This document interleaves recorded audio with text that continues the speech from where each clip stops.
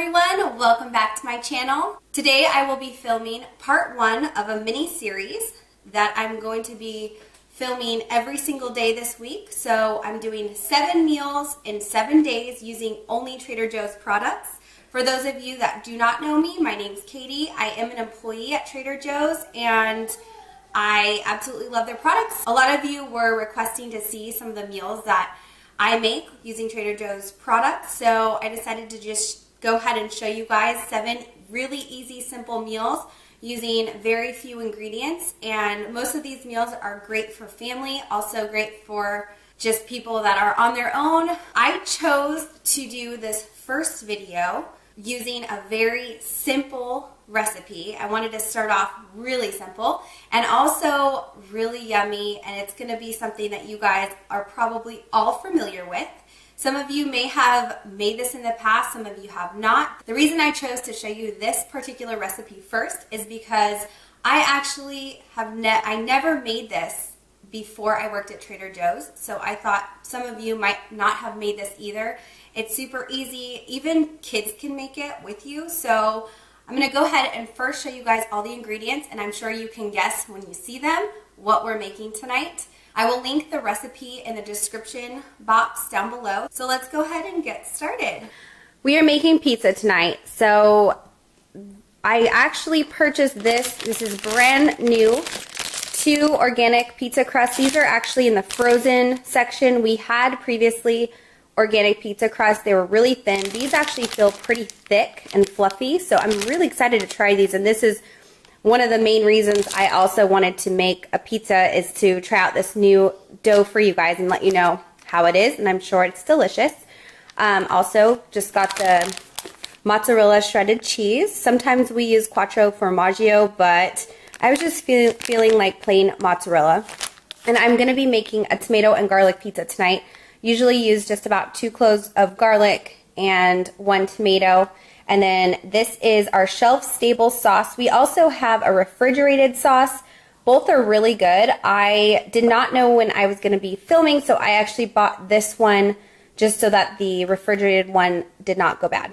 So this is the spread here, and this is what we're going to be working with.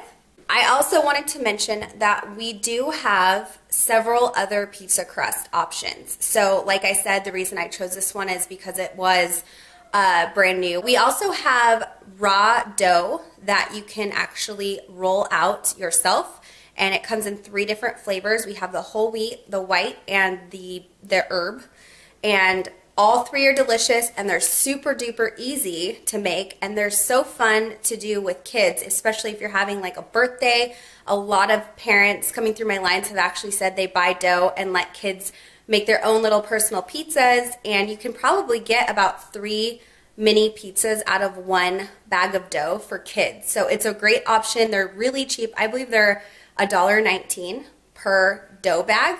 So if you guys are into making, like, rolling out your dough and making it super fresh, I definitely recommend it because that dough is amazing. We also have a cauliflower crust pizza dough, which is also incredible. It's really hard to tell that it's cauliflower, and I love that dough. When my husband and I are trying to keep it low carb, that is definitely the dough option we go for. So I'm going to go ahead and start with chopping the garlic and slicing the tomatoes up. The dough does need to be frozen up until you're ready to put it into the oven. This is actually a really quick cooking dough. It only takes 6 to 7 minutes to cook in the oven, and it's basically you just set it right onto the grates. Unless you want a softer crust, you can put it on a pizza pan. I'm going to preheat the oven to 420.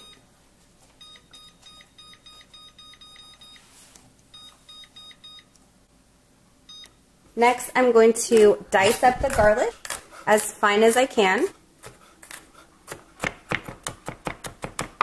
And then I'm going to slice the tomato, and I actually think I'm going to have it diced. And I don't like the middle part in tomatoes just because it makes it very watery on the pizza. So I usually just take out all of the middle part of the tomato, the seeds and the extra water. So we have the garlic and the tomato, and we are going to go ahead and put the tomato sauce on the crust and the cheese, and then we'll add the toppings at the very end. I did want to preface this, guys. I am not a professional chef. I don't work in demo at Trader Joe's. This is just me doing like what I know how to do and what I feel semi-comfortable doing. Later on in some of the next videos of me cooking, I'm going to attempt to do some more difficult recipes, but I just want to let you guys know, if you're like, she's not chopping right, this is just me being a normal mom who's cooking the best I know how to. So bear with me, guys. I'm going to be opening the crust right now, and I'll show you guys what it looks like. Alright, so actually I forgot to mention there are 2 crusts in here, so you get 2 pizzas that you can make, which is great because for those of you that don't know, I'm vegetarian. My husband is not. He likes to make pepperoni pizza, so having 2 is actually really nice. And these look pretty handmade. They're not like both perfect circles. They're kind of different sizes too, just slightly, but that gives me hope because handmade crust is the way to go. So I'm going to go ahead and these both come individually wrapped. Guys, look! I have this really awesome pizza platter that I got when my husband and I went to Italy for vacation. So the first thing I'm doing is spreading some sauce down on top first. You guys can use whatever sauce that you want. I'm using just red, but you can do white sauce too. It's really totally up to you.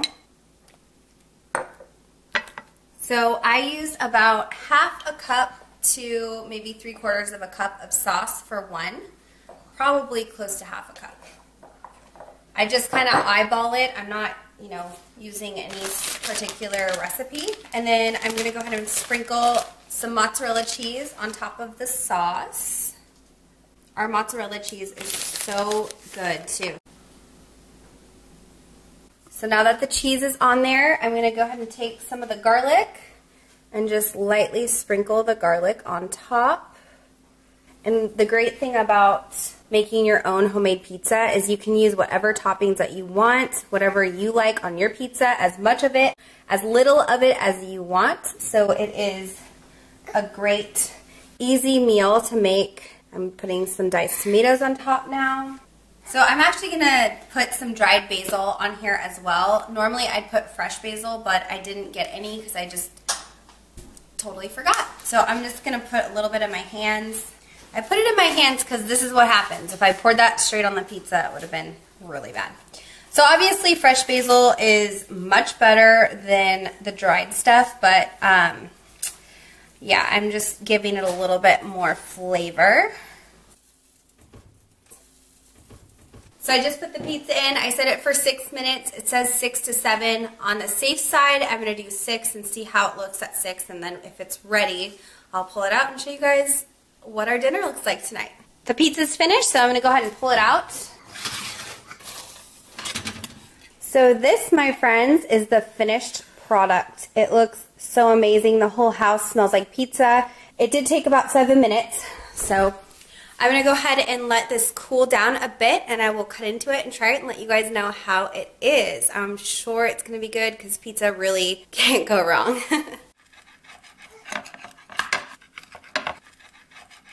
I'm going to try a piece and let you guys know how it is.